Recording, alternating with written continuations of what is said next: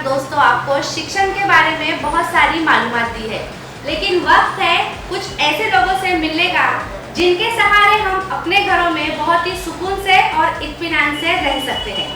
आज हम आए हैं कुछ ऐसे डिपार्टमेंट में जिन्होंने कोरोना महाकाल में अपनी जान की बाजी लगा कर लोगों को घर में बिठाया है।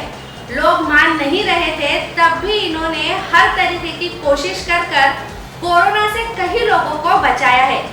बात करते हैं सिटी चौक पुलिस स्टेशन के पुलिस निरीक्षक अशोक गिरी सर से।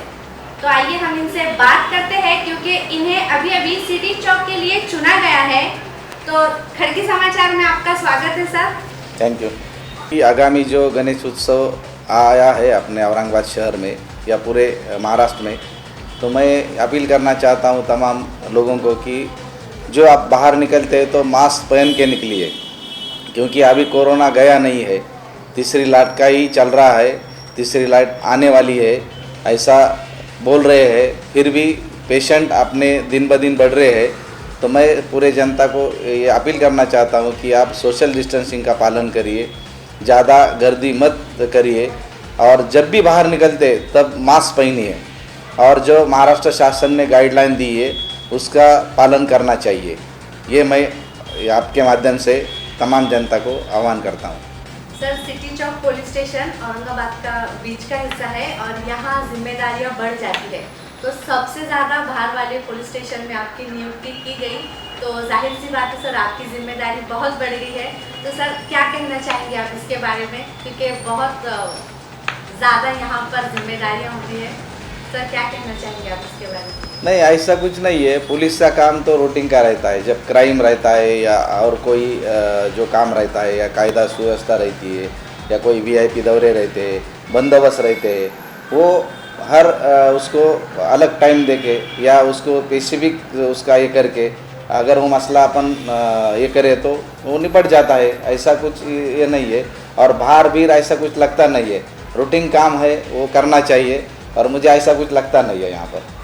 सर दूसरा सवाल मेरा ये है कि अगर हम देख रहे हैं कि आजकल जो क्राइम हो रहे हैं, तो सर कम उम्र के जो नौजवान लड़के हैं, तो ये पीढ़ी इसके क्राइम की तरफ ज़्यादा हो चली है, बढ़ चली है। तो सर आप ऐसे नौजवानों को क्या संदेश देना चाहेंगे सर? सही बात है। तो ये इसके पहले ही आप देख रहे हैं कि जो नशे की लत है, जो कम उम्र के बच्चे हैं जो स्कूल में जाते हैं या किसको काम नहीं रहता, ये लोग नशे की जो गोलियां है या वाइटनर है या ऐसे कुछ जो रासायनिक जो है उसका वो इस्तेमाल करते हैं, और वो पूरे नशीली बन गए हैं। इसमें ऐसे बहुत सारे हैं। उनके जो नातेवाईक है या माता पिता है, उन्होंने उनका मोटिवेट करना चाहिए। हम भी इसके लिए जो मोहल्ले में गली में जाके एक मुहिम करने वाले हैं, लोगों को ज़्यादा से ज़्यादा इसमें बताने वाले हैं, बच्चों को ज़्यादा से ज़्यादा इसमें बताने वाले हैं, और ऐसे नशा नहीं करना चाहिए। इससे मानव के शरीर में, उसके दिमाग में बहुत बड़ा असर होता है। तो मैं ये भी अपील करना चाहता हूँ कि ये जो बड़े लोग हैं या जो कोई समाज सुधारक है या कोई नेता लोग है, उन्होंने ही अपने इलाके में इसका बहुत ये करना चाहिए और इनको मोटिवेट करना चाहिए। सर इसके पहले आप सिडको में थे, वहाँ आपने 2.5 साल अपना वक्त गुजारा, तो हमें वहाँ का आपका सबसे यादगार एक केस बताइए, या ऐसा कोई वाकया जिससे आप हमेशा याद रखेंगे।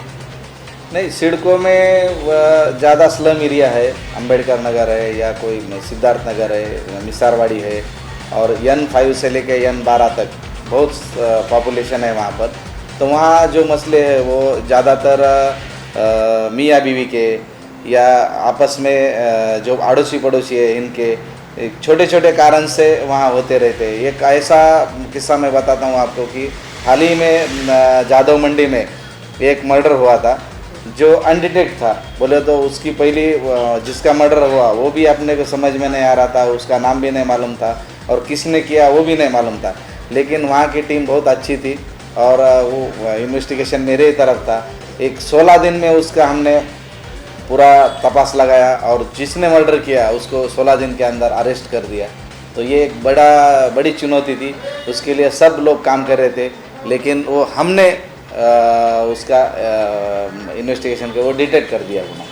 आपने अभी जैसे कि बताया कि आप मोहल्ला मोहल्ला जाके जो छोटे बच्चे नशा कर रहे हैं उनके बारे में आप जन जागृति करेंगे, तो आप यहाँ हैं तब तक और आपका क्या प्लान है कि आप और औरंगाबाद शहर के लिए और अपने तरफ से, सरकार तो करती है लेकिन आप अपने तरफ से और क्या करना चाहेंगे?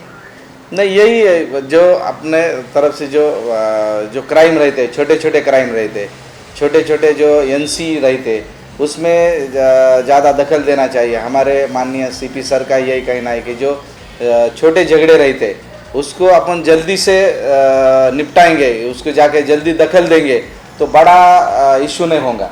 तो मेरे ख्याल से ये बहुत ये है। और दूसरा आपने जैसे बताया कि नशा का जो है तो उसके लिए भी अपन ज़रूर काम करेंगे, समाज में जागृति करेंगे और ये रहेगा। और जो अवैध धंधे भी है वो तो पूरी तरह से उसका हम कोई ये नहीं करेंगे, वो पूरी तरह बंद रहेंगे, चाहे वो कौन से इसमें रहेंगे, उसके ऊपर कानूनी कार्रवाई सख्त कर दी जाएगी।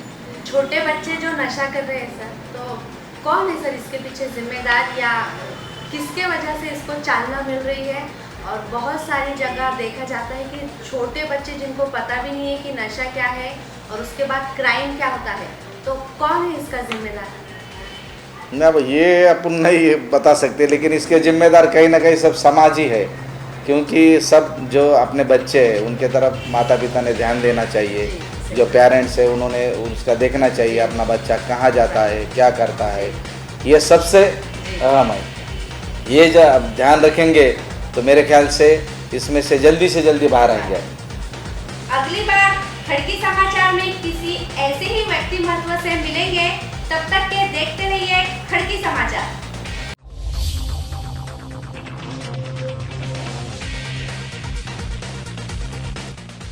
जिनसे है आप बेखबर, दिखाएंगे हम वो खबर। खड़की समाचार अब नए अंदाज में।